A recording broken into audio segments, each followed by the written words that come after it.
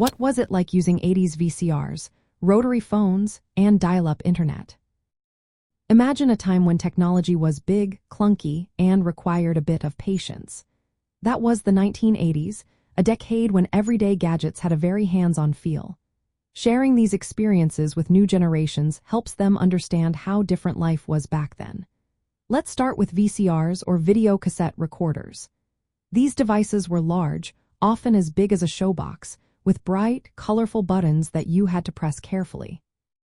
Early models like the JVC-HR 7100 could record up to 8 hours of TV shows on VHS tapes. These tapes were about the size of a paperback book and fragile enough that you had to handle them gently. To record a show, you had to insert the tape, set the timer, and press record. Sometimes the picture would get fuzzy if the tracking was off, which meant turning a dial to fix it. Watching a recorded show meant waiting for the tape to rewind or fast forward, which could take minutes. But the thrill of recording your favorite programs and watching movies on VHS was something special. Rotary phones were the main way people made calls at home. These phones looked like a small, heavy box with a round dial on the front.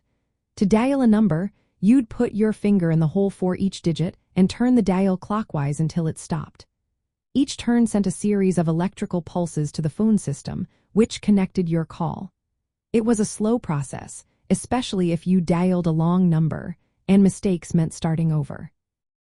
The phones were made of thick plastic or metal, and the cord connecting the handset to the base was coiled and often stretched across the room.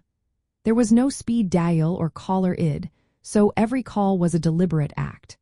The sound of the dial spinning and clicking was a familiar part of the era, and many people still remember the satisfying feel of turning that dial. Dial-up internet in the 1980s was a whole different world. It used your home phone line to connect to the internet service provider. To get online, you'd pick up the phone, dial a number, and hear a series of strange screeches and beeps as the modem established a connection. The process could take several minutes, and once connected, the speed was painfully slow, often just 300 to 2400 bits per second.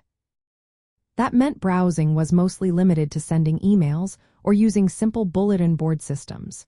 You couldn't stream videos or load pictures quickly, and if someone called on the phone, your internet connection was cut off.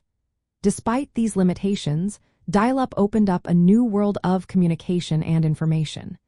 It felt like stepping into the future, even if it was slow and noisy.